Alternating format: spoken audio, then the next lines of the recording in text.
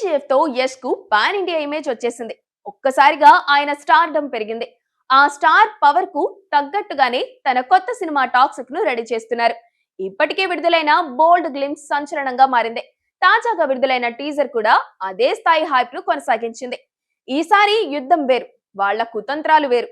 అందరితో విరోధం పెట్టుకుని బతకలేవు, పట్టుదల వదిలే రాయా అనే వాయిస్ తో మొదలైన టీజర్ ఆద్యాంతం కిరాతకమైన వైలెంట్ వరల్డ్ ను పరిచయం చేసింది. టీజర్ లో రక్తపాతం ఏరులై పారినట్టుగా చూపించారు. ముఖ్యంగా చివరి 20 సెకండ్లైతే ఊచకోత. యష్ క్యారెక్టర్ మేక్ ఓవర్ కొత్తగా కనిపిస్తుంది. చివర్లో కనిపించిన ఓ క్యారెక్టర్ యమ డేంజర్ అనిపిస్తుంది. Geethu Mohan Das Hollywood style making తో టీజర్ ను కట్ చేశారు.